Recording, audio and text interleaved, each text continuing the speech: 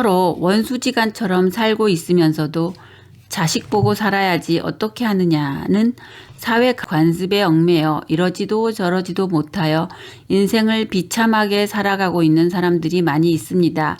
이때 이혼을 해야 하는 것인지 이혼을 방지할 수 있는 대안은 없는지 가르침을 주십시오. 이혼을 해야 하는지 말아야 하는지 그것을 이 사람에게 이야기하라고 하니 큰일 날 사람이구만. 이 문제는 이 나라의 큰 병폐 중의 하나로 우리는 이 문제를 심각하게 받아들여야 한다. 가정이 깨지면 정확하게 국가가 깨진다. 정치가 우선이 아니라 우리 국민들의 가정을 살리는 것이 우선이다. 그러면 세상 만사가 형통하게 된다. 그런데 지금 이혼에 대해 물어보니 그에 대한 답을 주겠다. 그 답은 간단하다. 이혼은 서로가 뜻이 맞지 않아 헤어지는 것이다. 그러면 왜 뜻이 맞지 않느냐? 서로가 잘났기 때문이다.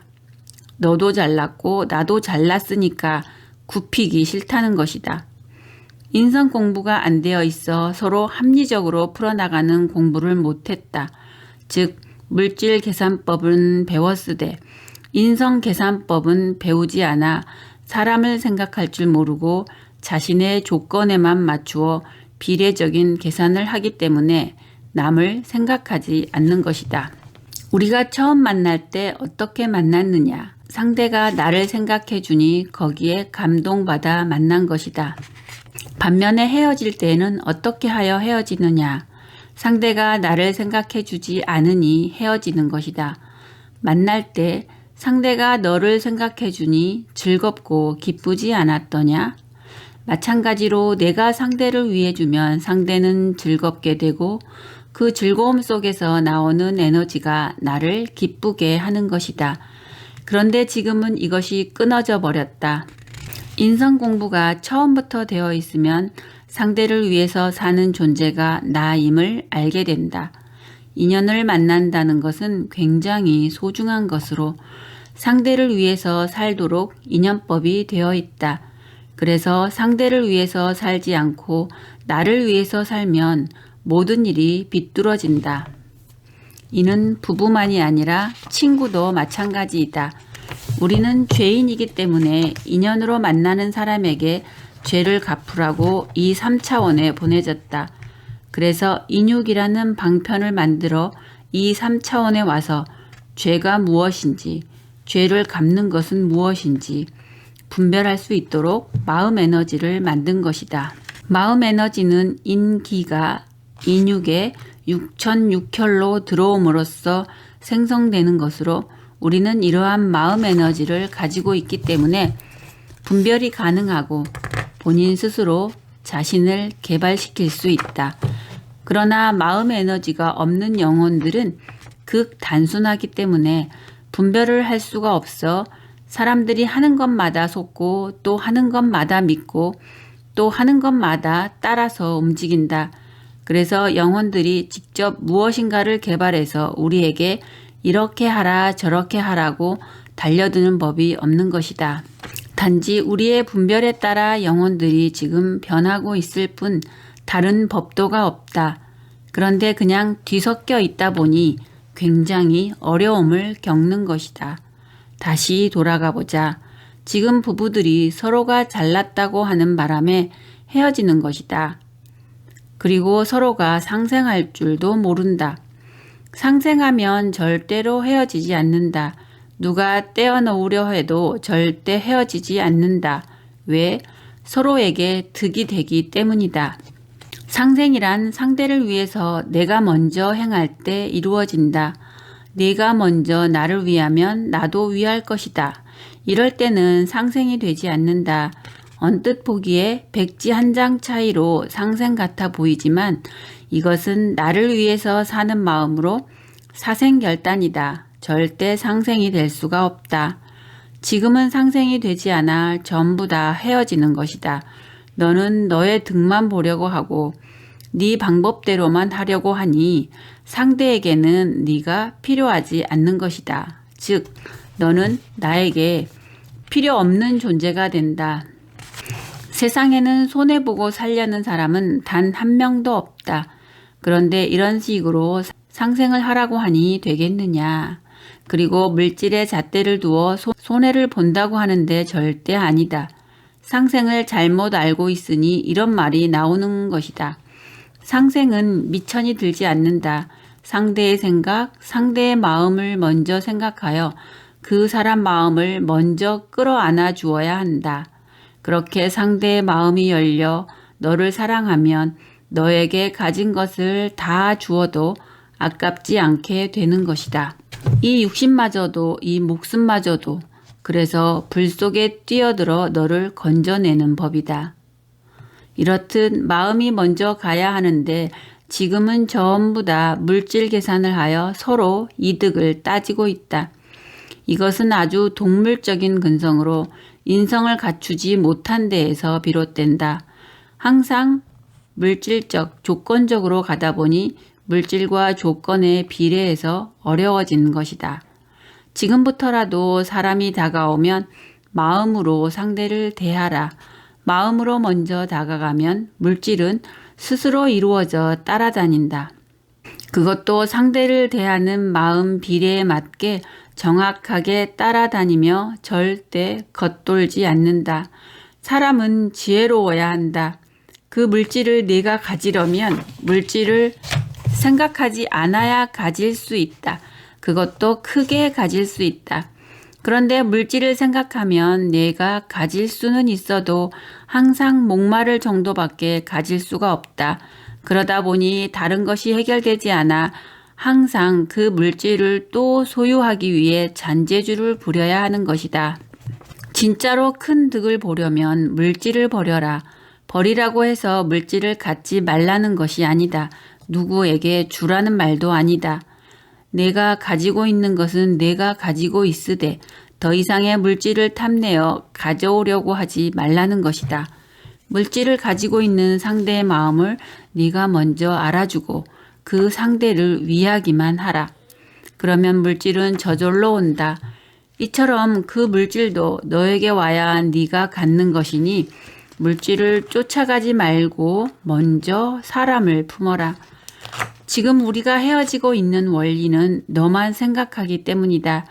그런데 지금 헤어지거나 어려운 처지에 있는 사람이 이 말을 듣고 아닌데 나는 남편 생각을 많이 했는데 나도 부인 생각을 많이 했는데 라고 하지만 그 안을 지금 못 보고 있다.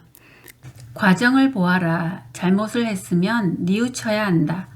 잘못을 뉘우치지 않는 자는 용서받을 자격이 없다.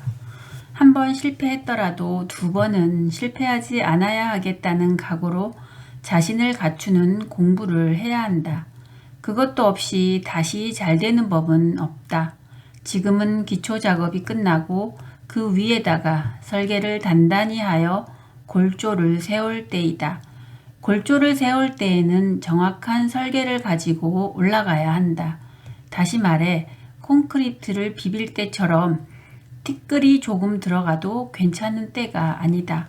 그래서 앞으로는 기초 작업할 때처럼 질서도 없이 아무렇게나 돌아가도 봐주고 넘어가주는 엉망진창의 세상이 아니다. 이제 2차 공법이 들어갔다. 그런데 아직까지 1차적인 발상으로 살고 있으니 우리의 생활이 예전보다 좋은데도 힘을 쓰지 못하는 것이다. 그런데 기초 작업이 끝났다고 하니 얼른 생각하기에 글이나 산수 계산하는 것을 배워야 하는 것으로 생각하기 쉬운데 그것이 아니다. 사람과 사람이 나누는 관계성을 배워야 한다. 이 공부를 하지 않았기 때문에 다 어려운 것이다. 사람은 사람과 사는 것이지 글과 사는 것이 아니다. 다만 사람과 사는 데 글이 필요할 뿐이다. 그런데 근본인 사람을 빼놓고 글만 교육을 해버렸다. 대학교를 나왔다고 교육을 받은 것이 아니다. 초등학교도 나오지 못해도 된다. 내 앞에 오는 사람과 잘 맞추어 용이하게 살 수 있는 조건을 만들어낼 수 있는 갖춤을 가지고 있는지가 공부의 척도이지 학벌은 공부의 척도가 아니다. 앞으로의 교육도 지금까지와 같이 잘못 생각하던 것에서 바뀌어야 한다. 내 앞에 온 사람을 바르게 대할 줄 모른다면 너는 금수와 같아 사람의 자격이 없기에 대접받을 자격은 더더욱 없다. 제일 앞에 있는 사람이 누구이냐? 부부이다. 부부가 제일 먼저 있고 그 다음이 형성된다. 제일 가까운 사람을 앞에 놓고 그 사람을 위하지 못한다면 다른 것은 말할 필요가 없다. 이제 헤어지는 원리를 조금이나마 알았다면 부부가 얼마나 소중한지를 알라. 부부는 서로에게 최고 소중한 사람이다. 먼저 조금 양보하라. 상대가 모르니까 물질적으로 조금 양보하고 생각도 조금 양보하고 이러면서 상대를 기쁘게 하면 상대가 웃는 한 절대 옆으로 돌지 않는다. 그렇게 노력을 하면서 이 사람의 공부도 중간에 조금씩 하며 지적으로 높아져라. 물론 지적인 것은 단번에 올라갈 수 없다. 그래서 먼저 근본을 가르쳐주고 근기에 따라서 하나하나 강의를 달리해 줄 것이다. 지금 헤어지는 것은 전부 다 욕심 때문이다. 욕심을 물질에다 두지 말고 살아가는 인생에 두어라. 그리하여 어떻게 살아가는 것이 아주 거룩한 삶인지 그 분별을 세워 거기에 욕심을 두어야지. 물질이라든지 조그만 너의 계산법으로 네가 이득 보려고 하는 것에 두어서는 안 된다. 이렇게 하는 것은 사생결단이라 내 이득이 절대 될 수 없다. 요즘은 이혼을 하고 혼자 사는 사람들이 많이 있습니다. 이 중 많은 사람들이 재혼을 생각하게 되는데 재혼은 해야 하는 것인지 그리고 재혼할 때 어떤 자세로 해야 하는지 가르쳐 주십시오. 그것을 어찌 다 묻느냐? 사업이 망했다고 사업을 다시 안 할 것이냐? 이것이 바로 고정관념으로 유교 사상이라든지 우리가 어릴 때부터 듣고 배우던 관습에 얽매여 정신적으로 묶여 있는 것이다. 사람은 독자적으로 개인적으로 자유를 가지고 있다. 누군가 대화로서 합리적으로 나를 이해시켜 줄 때 내가 거기에 고정되는 것이지만 사람은 누구나 자유를 가지고 있다. 그래서 나의 육신과 마음 에너지, 주파수를 하나로 만들어 나의 개체를 준 것이다. 인간은 개체마다 존엄성을 가지고 있어 누가 어떻게 하라 마라 할 수는 없다. 우리가 부족하고 누구의 사상을 믿다 보니 그 말을 따를 뿐이지 전부 다 개개인은 자유롭고 독자적이며 독보적인 존재이다. 이것을 되살려야 한다. 내가 너를 돕는 것도 내 뜻이고 네가 나를 돕는 것도 내 뜻이지. 그것은 누가 간섭할 일이 아니다. 남을 욕할 일이 전혀 없다. 내가 하고 싶으면 내가 하는 것이지 남이 네 말대로 하지 않는다고 절대 탓하면 안 된다. 남편이 너에게 잘못해준다고 탓할 일이 아니고 부인이 너에게 잘못해준다고 탓할 일이 아니다. 그것은 네가 만들어야 한다. 부인이 남편에게 잘해줄 수 있도록 남편이 만들어야 하고 남편이 부인에게 잘해줄 수 있도록 부인이 만들어내야지. 서로 해주지 않는다고 뭐라고 하는 것은 적반하장이다. 지혜롭지 못하면 떡을 얻어먹지 못한다. 그러나 지혜로우면 떡이 아니라 양과자도 얻어먹게 된다. 그래야만 하는 것이지 안 해준다고 그 사람을 나무라고 있으면 너에게는 국물도 없다. 이것은 비단 재혼을 할 때에만 해당되는 것이 아니다. 우리가 공장을 하더라도 망하면 재설계하여 다시 시작해야 한다. 사업도 모르고 했으면 정확하게 망한다. 처음에는 모르고 했더라도 자꾸 공부를 하면서 했더라면 망하지 않고 계속 성장을 하지만 모르고서 그냥 너 잘났다고 공부는 하지 않고 내 뜻대로 하면 정확하게 100% 망하게 된다. 망하고 나서 또 그냥 밀어붙이면 다시 망한다. 한번 해보고 잘못되어 망했다면 다시 일어서기 위해서는 공부를 해야 한다. 그래서 실패한 원인을 짚어보고 거기에서 뭔가 빠진 것이 있다면 채워서 다시 도전을 할 때 비로소 일어설 수 있다. 그런데 스스로 내려앉아 버리면 영원히 기회가 없다. 인생은 도전이다. 재혼도 마찬가지이다. 다시 돌아가서 지금 이혼을 했다면 그 고통은 본인들이 다 받는다. 헤어지고 나면 이 고통은 이루 말할 수 없다. 누가 고통을 따로 줄 필요도 없다. 죄를 물어 처벌할 필요도 없이 본인들이 다 받는다. 내 인생은 내가 결정해야 하는 것이지 누가 결정해 주는 것이 아니다. 누가 아무리 간섭을 한다 해도 내 인생이 잘못되는 것은 다른 사람이 책임지지 않는다. 그러니 그런 말들도 무시하고 일단은 전부 다 접어놓고 내 인생은 네가 판단하라. 그래서 재혼을 하고자 할 때에는 왜 한 번 맺어졌던 관계가 깨어졌는가를 면밀히 분석해 보아야 한다.